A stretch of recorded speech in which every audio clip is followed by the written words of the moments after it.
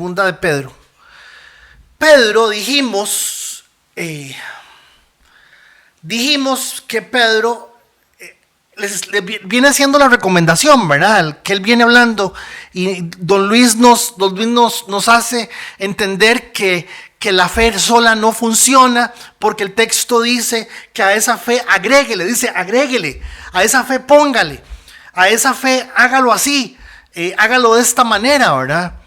Y ya lo tiene, ahora sí, ahora agréguele esto otro, y eso es algo que definitivamente pues de ahí no deberíamos de haber salido, ¿verdad? Hasta que nosotros tengamos alguna convicción de saber qué tan útil podría yo ser en función de eso, ¿verdad?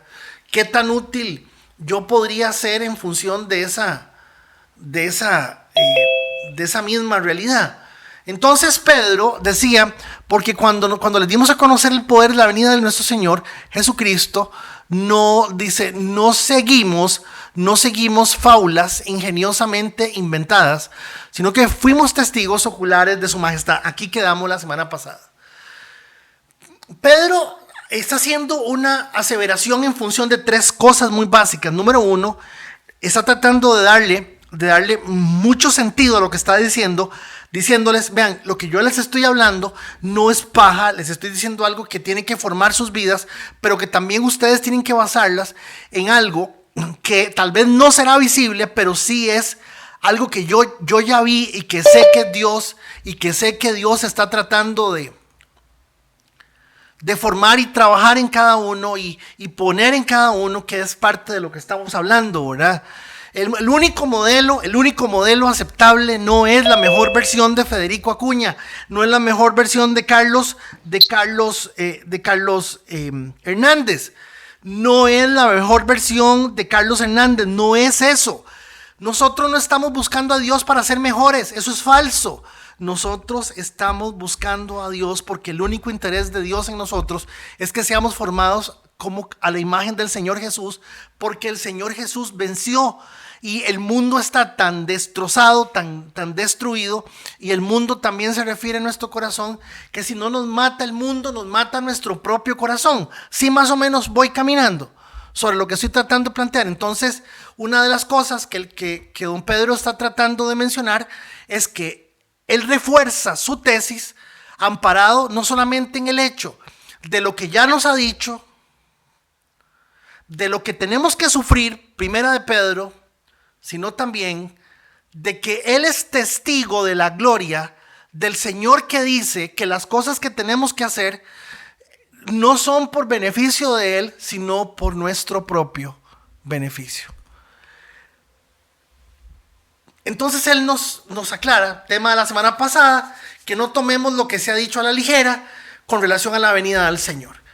Y lo dice, vean, es que la gente, ahí estaba viendo un comentario de alguien que decía, no, es que eso del arrebatamiento, el fin del mundo, eso no es así, o sea, y son gente que de alguna forma creyeron o creen en lo que Dios había estado haciendo, pero ya no tienen la misma fe para creer en lo que la palabra dice, y la revelación explícita de la palabra,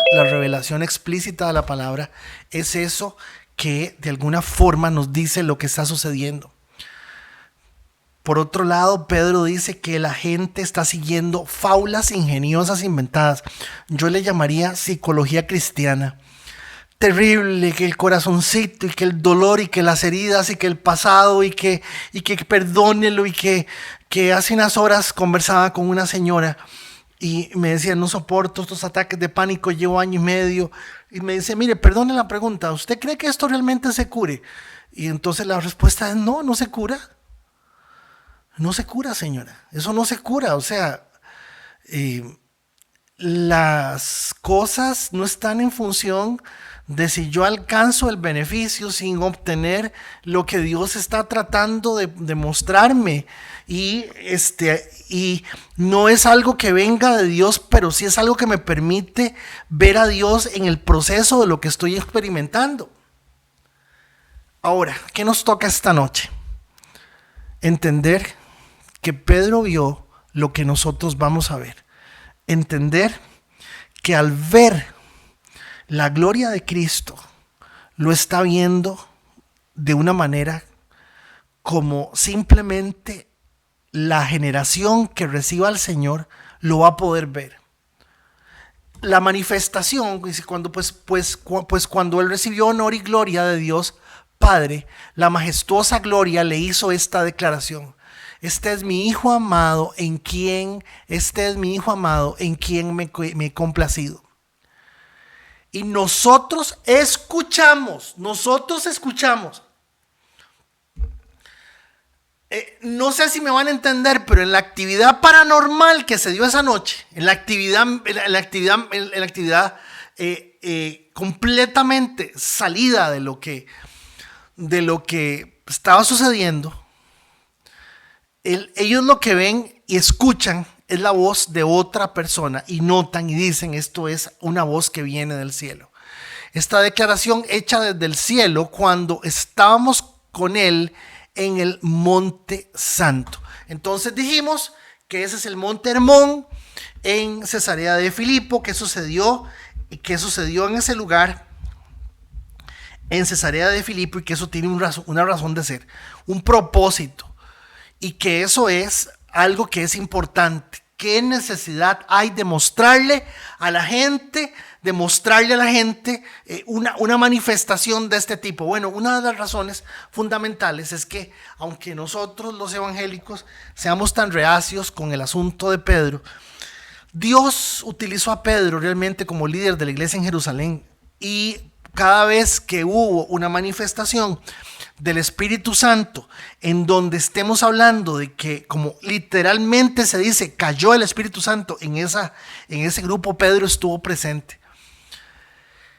Y sí podemos decir claramente que cuando el Señor le dice a él que te entregaré las llaves del reino, esa expresión es una expresión que nos hace entender que de alguna forma sí le dio cierta autoridad, cierta autoridad práctica, dinámica de servicio, que él la usó. Pedro en ningún momento que hizo ahí un amago de algunas cosas, más bien tuvo un encontronazo. Pero sí, lo importante tal vez, y yo quiero que ustedes se den cuenta, que es lo que nos cuesta entender cuando estamos avanzando en esto, que Pedro está haciendo alusión de que él dice: vean, cuando les hable de la venida del Señor, yo no estoy inventando cosas, porque yo lo vi venir, yo lo vi al Señor en su gloria. Entonces dice: nosotros fuimos testigos presenciales. Noten que dice: nosotros fuimos testigos presenciales de lo que vimos. Y Pedro salió con una barrabasada. Pedro salió con el asunto de que si hacemos 3 enramadas, y otra vez la voz le dijo: este es mi hijo amado, a él es al que hay que escuchar. La declaración de complacencia. La declaración de complacencia es una declaración uniforme. ¿Qué significa esto? Que es una declaración que el Padre sigue haciendo, pero ahora lo hace con la iglesia, pero ahora lo hace con sus hijos. Y cuando el Señor habla, cuando Dios Padre habla, en aquel momento donde están Moisés y Elías y Jesús, en ese momento, cuando se da esa declaración del Padre, es por cosas muy específicas. Número uno, hay una autorización expresa de proceder. Lo que se había hecho hasta ahora, hasta ese momento, estaba siendo aprobado. Lo que seguía se aprobaba. Lo que el Señor Jesús había elegido hacer de su propia voluntad, en su condición de hombre. Por eso es que, de alguna forma, cuando escuchen sobre una corriente que se llama la corriente calvinista, el calvinismo dice que que el Señor no vino a morir por todo el mundo, solamente por los escogidos, y que los escogidos ya están escogidos. Entonces en la casa de Carlos, que son 4, 3 son escogidos y 1 no. Y eso, hermanos, eso no, eso no tiene como mucho fundamento, pero a la vez es una doctrina paralela. Y esa concepción de la doctrina paralela nos tiene que hacer entender que, porque Romanos así lo dice, Romanos 8 dice que a los que primero Él conoce, Él los escoge. Entonces si hay como algún examen, si hay algo que Dios busca de alguna manera en cada uno de nosotros. Entonces lo primero que tal vez yo quisiera que usted esta noche reflexione conmigo con respecto a la afirmación del Señor con relación a la transfiguración y el momento en que el Padre habla. A ver, atención, lo importante de la transfiguración no fue el gesto bellísimo, no fue la manifestación del citoplasma, ni la manifestación paranormal de aquella transfiguración en fantasma. No, hermanos, lo maravilloso de ese momento fue escuchar la voz del Padre. Lo maravilloso del momento del libro de los Hechos no fueron ni las lenguas ni el fuego, fue que todo el mundo se empezó a hablar la palabra de Dios al resto de las personas, y la palabra de Dios ese día se abrió para todo el mundo, no solamente para los judíos. Entonces, ese momento de la autorización expresa de proceder es un momento que hasta el día de hoy está vigente. Esa es la razón, una de las razones por las cuales el texto dice que el Padre dijo lo que dijo. Número 2, la segunda razón de por qué el Señor dice que Él tiene complacencia es porque era probable que no lo complaciera, como el caso de Adán. A ver, dentro del pacto con Adán, el pacto original se firma en el cielo, y en el cielo dijeron, bueno, ¿cómo hacemos? Hay que salvar la humanidad, pero la humanidad ni siquiera ha empezado, pero tengamos un plan de salvación. El asunto empieza desde antes, y en ese pacto de gracia, esencialmente aquel pacto de gracia, era un pacto en donde se le da un tiempo a Adán para que de alguna forma Adán sea probado, hermanos. Y Adán fue probado. No se sabe, no hay nadie en el mundo, ni ningún texto en la Biblia que diga que del momento de la creación en que el Señor sopla aliento de vida, en la nariz de Adán, en ese momento fue el día 8, y el momento en que el hombre se sintió medio solo y le dijo al Señor un día, no es que yo me siento medio solo, y ese fue el día 14, o fueron 6 meses después, en el momento en que el Señor pone a dormir al hombre para poder sacar la mujer del hombre de alguna forma. Esa situación no se puede medir en tiempo, pero hubo un tiempo, y Adán fue probado en ese tiempo. Igual Jesús fue probado en ese tiempo. La palabra complacencia, esa expresión de la complacencia, es como cuando me llaman del colegio para decirme que el güey la pasó. Ustedes me entienden. Ustedes me entienden. O sea, cuando lo llaman a uno para decirle que el güey la pasó. O sea que, hermano, uno tiene la sensación de la complacencia, es algo que uno aprueba, que uno valora como lo que uno esperaba. Esto fue lo que yo quería hacer, así era como lo quería hacer. Y esto nos dice, esta expresión nos dice que Jesús tuvo la opción, si él hubiese querido, de no hacer lo que el Padre lo mandó a hacer. De hecho, el diablo se lo dijo. El diablo le dijo, mira, pues ¿para qué te vas a fregar? No te fregues.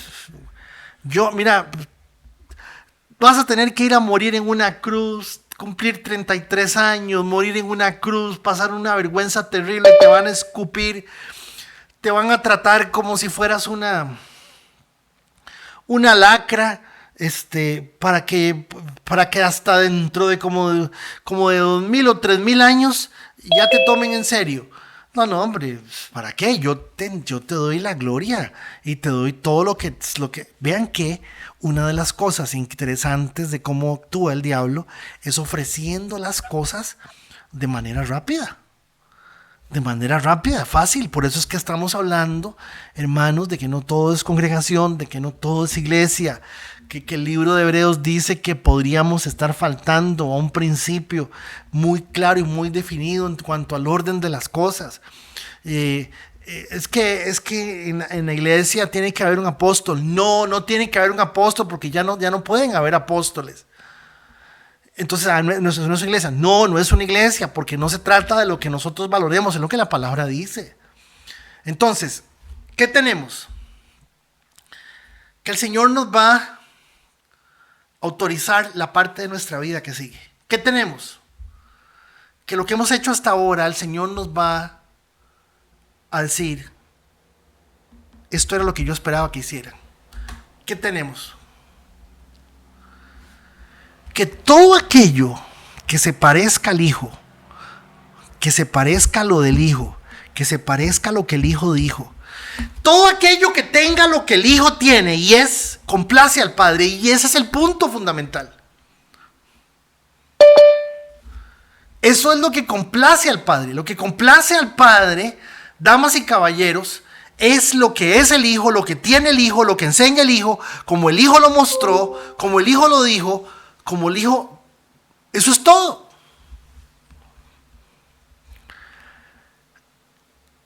Y es esencialmente lo que todos tenemos que entender. Lo único que complace al Padre es lo del Hijo.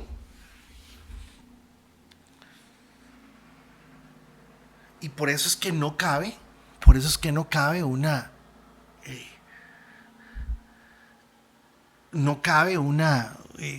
un perfil de decir, bueno, es que, bueno, lo importante aquí, damas y caballeros, es que Jesús era Dios y por lo tanto, no, hermanos, es que Jesús se jugó todo por el todo. La palabra de Dios dice que fue tentado en todo, y cuando el texto dice que el Señor fue tentado en todo, se está refiriendo que la primera tentación que todos tenemos contra todos es consigo mismo. Que la tentación sea un factor que nosotros digamos, es que a mí me tientan las mujeres, es que me tientan la plata, es que a mí me tientan esto, es que me tientan los hijos. Sí, eso es verdad, a todos. Pero la primera tentación que todos estamos todos los días lidiando y enfrentando tiene que ver con nosotros mismos. Estas son las 4 razones por las cuales el Padre expresa eso y por qué Pedro lo está diciendo. Pedro está diciendo, nosotros escuchamos esta declaración hecha desde el cielo cuando estábamos con él en el Monte Santo. Noten que Pedro no necesariamente dice, nosotros escuchamos esta declaración de Dios Padre cuando estábamos con él en el Monte Santo.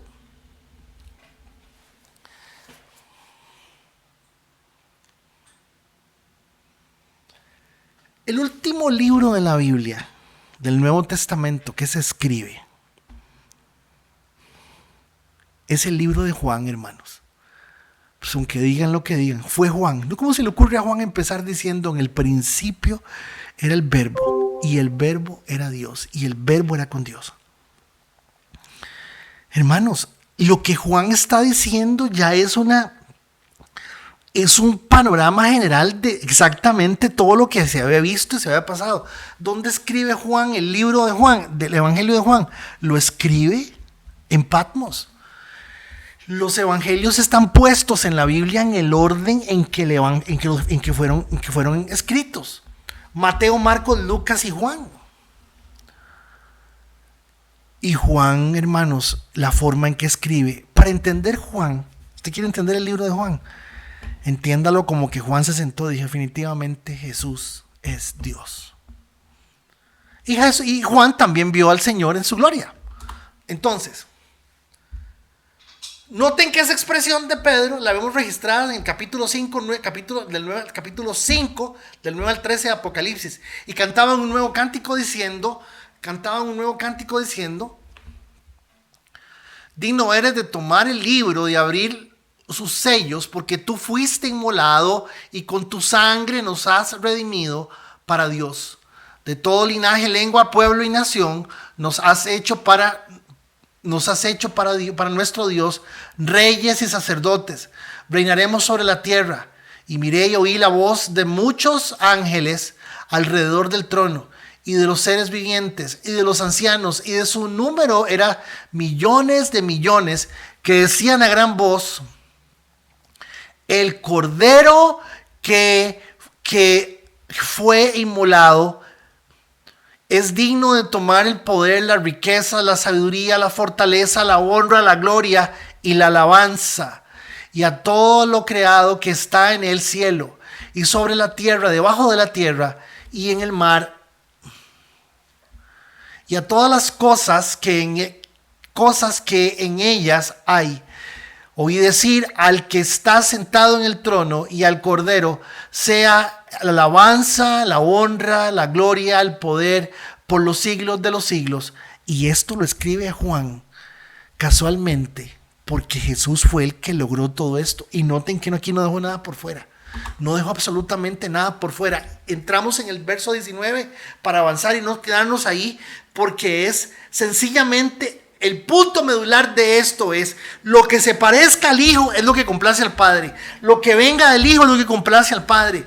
Lo que produzca la imagen del Hijo es lo que complace al Padre. Lo demás es pura religión.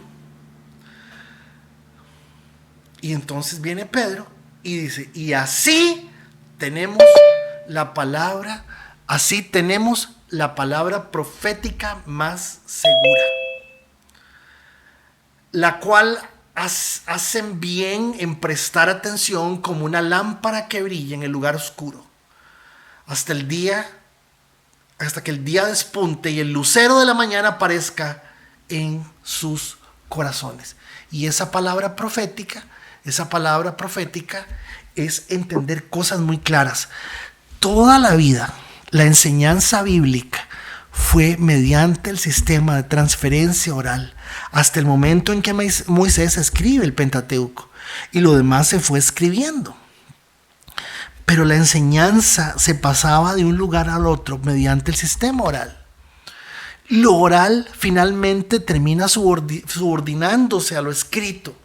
A pesar de las muchas experiencias, a pesar de las cosas que vivieron tan grandes y tan lindas, y a pesar de las maravillas de prodigios que hicieron, noten que todas esas cosas quedan en un segundo lugar para darle paso al poder de la palabra, por causa, atención iglesia, por causa de la presencia del Espíritu Santo aquí en la tierra.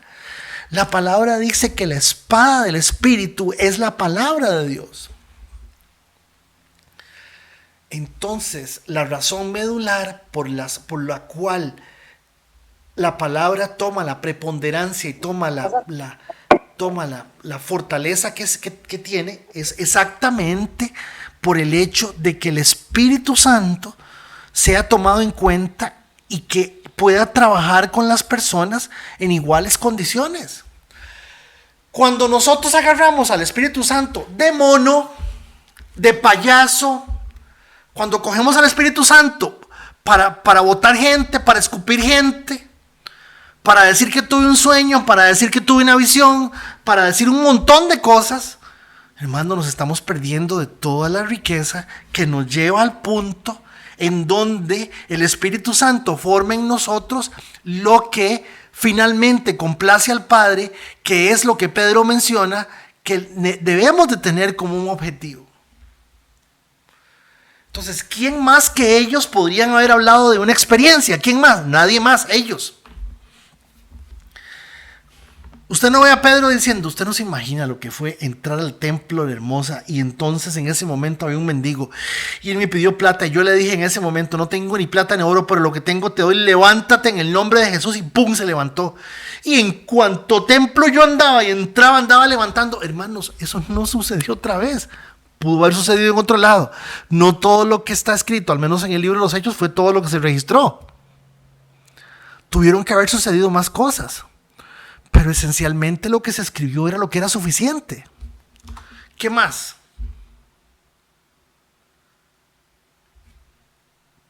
El único efecto aceptable es claridad, es luz, es comprensión. Es lo único que es aceptable.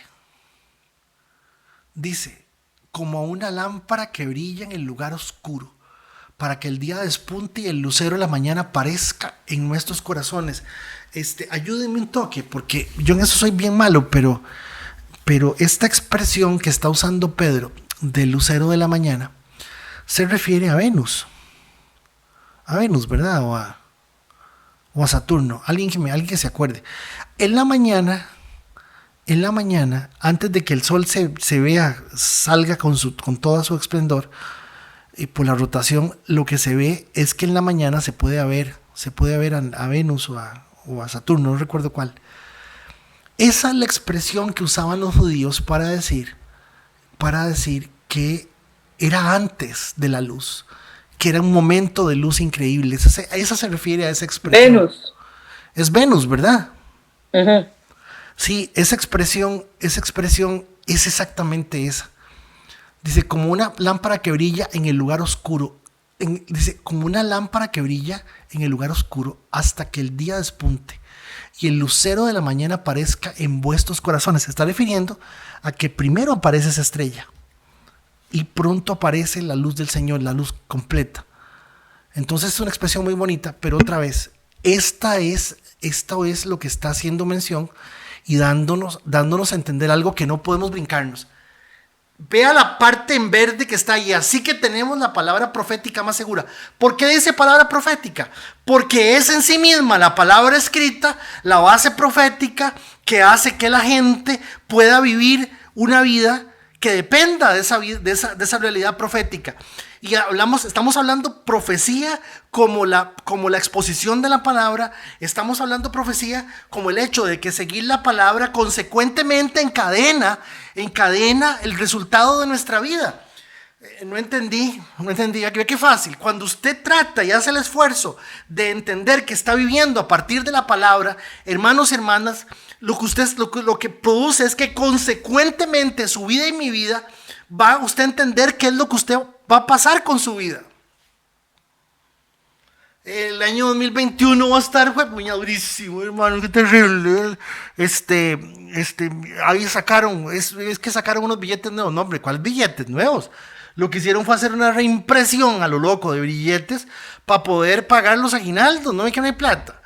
Y entonces, no, pues, y como es año político, que importa ya sacar así un montón de billetes y al final hacer un problema a nivel fiscal y a nivel de inflación por el asunto del circulante. Y entonces el año entrante, hermanos, nosotros tenemos la palabra profética más segura, que sí nos muestra un futuro, que sí nos da una luz de un futuro, porque hemos puesto nuestros corazones en una realidad donde estamos viendo lo que sucede hoy y lo estamos creyendo, y eso es lo que sigue. Entonces el verso 19, lógicamente tengo que llamar la atención que cuando Jesús decía, vean, es que escrito está, ya se acabó toda la discusión, escrito está. Si no está escrito, y yo sinceramente no lo digo por la gente de Olivo Verde, ¿verdad? Es increíble ver en San Ramón. Ahí vi una publicación de una iglesia en San Ramón teniendo talleres de inteligencia emocional. Usted sabe la clase de valor e insulto que yo puedo tener. Es como que yo les digo a ustedes, vean, estúpidos, siéntense ahí porque les voy a hablar de un temita de psicología bien bonito. Y como ustedes son tontos, ustedes no entienden. Es lo mismo, hermanos. Es lo mismo. No darle a la gente la palabra de Dios. Es burlarse de Dios, es burlarse de la gente. Es menospreciar a Dios y es menospreciar a la gente. Y lógico, es menospreciar la palabra. Y eso es grave. Usted sabe lo que es. La Biblia dice que Dios detesta, desecha la sabiduría humana. Usted sabe lo que es darle a una congregación un taller de psicología para que la gente cambie mejor, hermanos. Y saben que lo más triste de esto, lo más triste de esto no es quien lo está haciendo. Es la gente sentada, oyendo y escuchando y oyendo que la sanidad interior y que el perdón y que el pasado y que Dios te lleva y que es un vencedor y que vas a lograr y que vas a conquistar y que vas a hacer. Y qué raro, Pedro no habla de eso. Pedro no habla así. ¿Por qué? Porque no entendemos que ahí tenemos la palabra profética más segura. Capítulo 23, verso 16 del libro de Jeremías. Así dice el Señor de los ejércitos. No escuchen las palabras de los profetas que los profetizan. Ellos os conducen hacia lo vano. Dice que sea malo. No, dice que es vano. Lo vano no es malo, no necesariamente es malo. ¿Cómo fue que decían? ¿Cómo era que decían? Que es como comerse un confite con la cáscara, comerse un confite con el papel. O sea, decían, lo vano es que es inútil. Vano es inútil, vano es absurdo. Dice, ellos los conducen hacia lo vano. Y ese es el problema. Les cuentan la visión de su propia fantasía. No de la boca del Señor. Dicen de continuo a los que me desprecian. El Señor ha dicho, van a tener paz. Y a todo el que anda en la terquedad de su corazón, dicen, no vendrá calamidad sobre ustedes. Vean cómo analizamos esto. Por eso tenemos una palabra profética segura, la palabra escrita. Palabra escrita que nos dice que nosotros somos responsables de nuestros actos y que definitivamente vamos a dar cuenta a Dios de todo eso. Pero estos textos los ignoramos, hermanos. Verso 18. Pero ¿quién ha estado en el consejo del Señor y vio y oyó su palabra? ¿Quién ha prestado atención a su palabra y lo ha escuchado? Y aquí la tempestad del Señor. Y aquí la tempestad del Señor. Perdón que me perdí. La tempestad del Señor ha salido con furor. Un torbellino impetuoso descargará sobre la cabeza de los impíos. No se apartará la ira del Señor hasta que haya realizado y llevado a cabo los propósitos de su corazón. En los postreros días lo entenderemos claramente. Yo no envié a esos profetas, pero ellos corrieron, no les hablé, mas ellos profetizaron. Pero si ellos hubieran estado en mi consejo,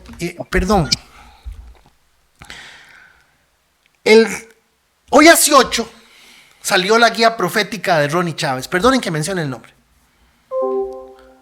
Hoy hace 8 salió la guía profética para el año 2021 de Ronnie Chávez. Hablé con un pastor muy conocido, muy conocido a nivel nacional. Tuve la oportunidad de hablar con él y me dio mucho gusto saludarlo. Le digo, ¿qué pensás de eso? Me dice, Fede, no te regues las bilis. Si las cosas no se cumplen, nada pasa. ¿Ustedes saben qué es que me responda a mí así? No, friegue. Si no pasa nada, si no se cumple nada, nada pasa. Y el corazón de la gente, y la gente que creyó en esa estupidez, y la gente que cree en esas cosas. Y eso me parece muy grave. Eso me parece muy grave. Pero si ellos hubieran estado en mi consejo, esto es nueva versión internacional, si ellos hubieran estado en mi consejo, creo. Porque si ellos, la versión Reina Valera dice, pero si ellos hubieran estado en mi intimidad, ¡ay, qué belleza!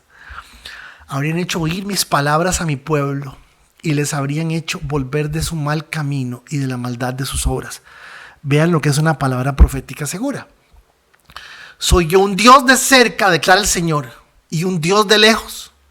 ¿Podrá alguno esconderse a escondites de modo que yo no lo vea? Declara el Señor. ¿No lleno yo los cielos y la tierra? Declara el Señor. He oído lo que dicen los profetas que profetizan mentira en mi nombre, diciendo, he tenido un sueño. En los últimos dos versículos del capítulo 1 del libro de Pedro, del segundo libro de Pedro, pero ante todo sabed esto, que ninguna profecía de la Escritura es asunto de interpretación personal.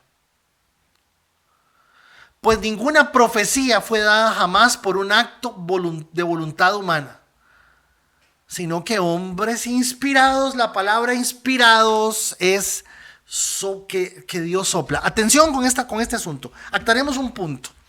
La Biblia es inspirada, la Biblia no es dictada, porque hay gente que dice que la Biblia es dictada, la Biblia no es dictada. Para decirlo de una forma más sencilla, y por favor entiéndame, la palabra inspiración en el griego que se está usando para escribir esto, la palabra inspiración tiene que ver con, y la palabra inspiración viene de la respiración. Entonces, cuando se habla de inspirar, se está tratando de decir que Dios sopló. Eso es lo que se está tratando de decir. Y Dios sopló significa que Dios contuvo la razón, la mente de esa persona, para que en su análisis, Dios sí puede hacer eso, Dios sí puede entrar en la mente de cualquiera. En su análisis, la conclusión del pensamiento de esa persona estuviera totalmente en acorde y totalmente guiado por el Espíritu Santo. La gente dice que la palabra fue dictada. La Biblia no fue dictada, hermanos. Jamás la Biblia no fue dictada. Fue inspirada. ¿Qué significa eso? Que Juan se sentó y Juan dijo, yo le pido a Dios que me dé fuerzas y me dé... solamente por eso voy a bajar la panza. Ustedes no se imaginan para mí lo significativo que es. Requiere de fuerza. Estoy súper entusiasmado por entrarle al libro de Juan para que estudiemos el libro de Juan completo, el Evangelio de Juan. Hermanos, Juan se sienta, coge la computadora, se la pone en el regazo y escribe. Damas y caballeros, Jesús es Dios. En el principio era el verbo y el verbo era con Dios. Y esa forma de ponerlo es completamente inspirada por el Espíritu Santo. Y a eso es lo que se refiere cuando dice, pues ninguna profecía fue jamás dada por un acto de voluntad humana, sino que hombres inspirados por el Espíritu Santo hablaron de parte de Dios. ¿Qué significa eso? Significa que no se necesita de lo humano para poder entender la revelación divina. No se necesita que el humano se disponga humildemente a querer superar su magra inteligencia, dejar de verse a sí mismo como una persona capaz e inteligente. Y como dice el texto, el que cree que sabe, que ya no sepa para que lo sepa todo. ¿Qué más? No está hablando de que haya profecía falsa o profecía verdadera. Es que la profecía es una sola cosa. Y eso es lo que está haciendo referencia, que la profecía es una sola cosa. Que la gente le llame profecía a todo. Dame una palabra de parte del Señor y la gente espera que le digan cualquier cosa. Yo escucho gente hoy, a mí Dios me dio una palabra y Dios me la va a cumplir. Y no, yo no sé. No sabría yo decirles eso. 3. Hay una sola autoridad. Una sola. No hay 2 ni 3, hay una sola autoridad. Sobre la base de esa sola autoridad tenemos una total y completa confianza, pues ninguna profecía fue jamás dada por medio de un acto humano, voluntad humana. ¿Ustedes oyeron alguna profecía de alguien que dijera que durante un año, realmente durante 2 años, íbamos a estar, hermanos, oiga Frank, ¿cómo está? Y gracias a Dios ahí está y hablando, gracias a Dios, pero no sabemos cómo se va a poner. A mí se me han muerto ya 4 o 5 personas cercanas que yo jamás podía pensar que se iban a morir por causa de esto. Alguien dijo algo, ¿no? Y yo quiero recordar, si ellos hablan de parte de Dios, entonces es un Dios selectivo. Perdonen un segundo.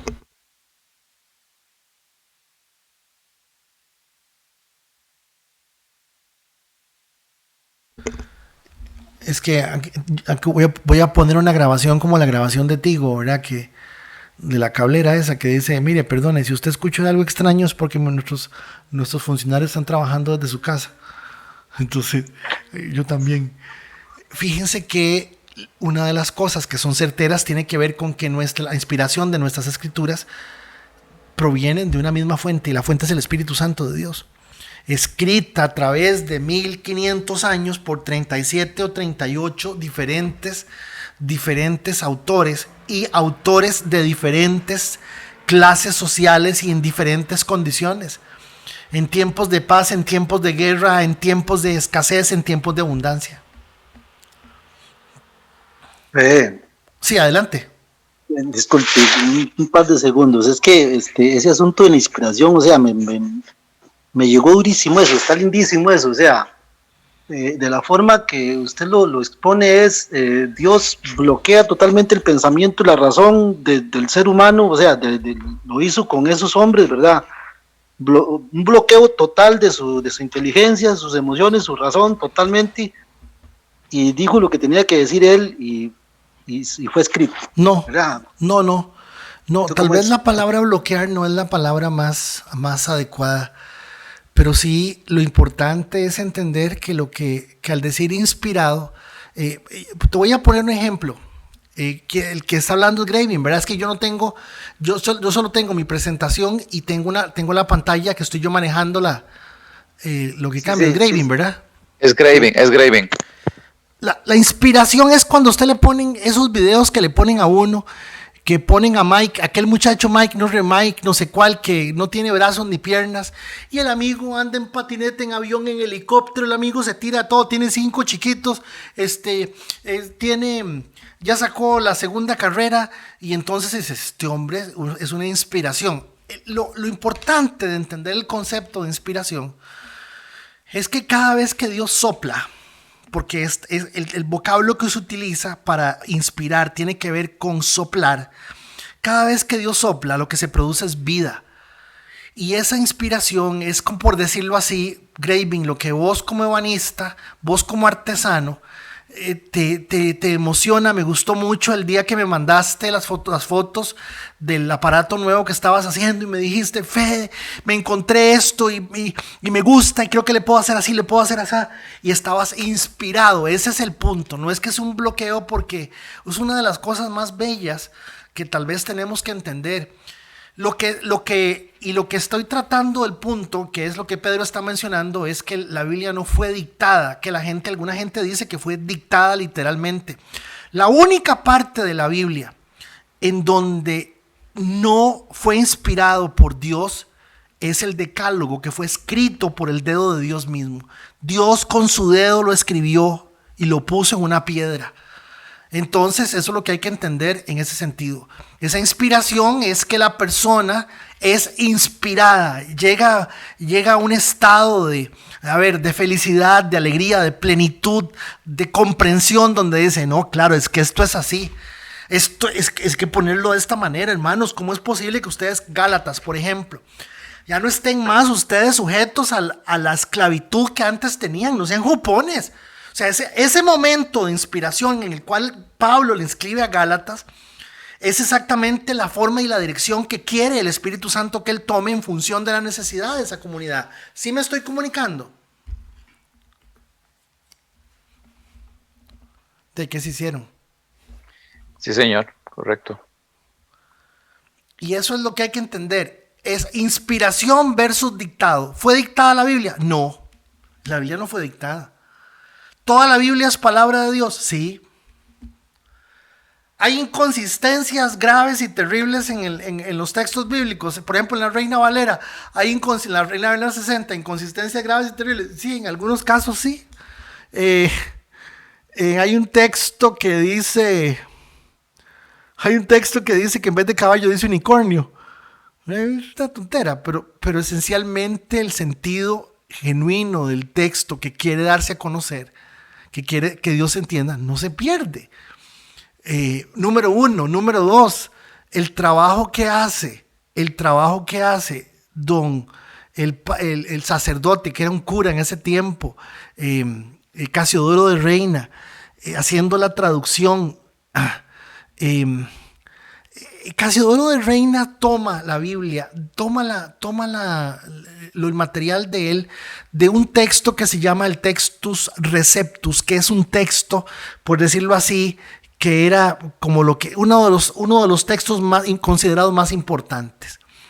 Entonces, los errores que podían haber ahí están en la Reina Valera. La gente dice, no, es que la ventaja es que en la Biblia evangélica no están los libros apócrifos. Hermanos, es mejor que estén leyendo esos libros apócrifos y esos libros que están ahí, que no ese montón de tonteras de Guillermo Maldonado y esa señora Doris Gray, ¿cómo se llama esa doña? Y la otra, entiéndanme, esos libros que son libros judíos, de sabiduría judía, tienen más contenido espiritual. Atención, contenido espiritual. Los mismos libros dicen que no son inspirados por Dios. Pero hermanos, son en calidad 1000 veces mejor que más de una tontera. Hay un autor que se llama Peter Wagner. No seas tan bárbaro. Y a la gente le encanta donde le dicen que los espíritus y que no sé cuánto y que vienen y que van y que entonces que usted en el momento en que entra a la casa tiene que entrar a la casa por el lado izquierdo y no por el lado derecho y entonces invocar en ese momento no. Y a la gente le gusta eso. Los libros deuterocanónicos o libros apócrifos fueron incluidos en la primera Biblia de Reina y Valera. Cuando Casiodoro de Reina hace la traducción y después se da la revisión de Valera, años después, se incluían los libros apócrifos, se incluían los 9 libros deuterocanónicos. Los libros tienen cosas bien raras, sí tienen cosas bien raras. ¿Que no son cosas de Dios? No son cosas de Dios. Pero el libro, vean, el libro de sabiduría, ese libro de sabiduría es un libro de relaciones padres e hijos mejor que más de una tontera que hay ahora, que son pura psicología barata. Perdón, ¿alguien más iba a decir algo? No, Fede, nada más una preguntita más. ¿Esa inspiración puede ocurrir hoy en día en miembros de la iglesia? No. Okay. No con respecto a la nueva revelación, no. Porque Pedro lo está diciendo, ninguna profecía jamás fue dada por un acto de voluntad humana, ¿lo ves? Lo está diciendo. Y en el verso anterior Pedro lo dice claramente, dice, tenemos una palabra profética más segura, haciendo referencia a lo que hay. O sea, por ejemplo, el don de profecía hoy no es otra cosa que la capacidad de poder enseñar la palabra en el momento adecuado, encontrar la palabra que viene de Dios. Dios sí nos puede guiar a un texto que le reviente la cabeza a cualquiera. A mí más de una vez me ha pasado a mí, conmigo, que me lo aplican a mí. Y uno dice, ¿cuándo yo he pasado por esto 100,000 veces y nunca lo he visto? Y lo tercero es que el don profético hoy lo que busca es tener vigente y permanente la palabra en todas las realidades del ser humano. Eso es el don profético hoy. ¿Por qué? Porque ya no puede haber una inspiración más, porque entonces si tenemos una inspiración más, pues es el problema que tenemos. El problema que tenemos es exactamente ese. Que aquí el señor de allá dice que él es apóstol y es todo lo que ustedes oyen.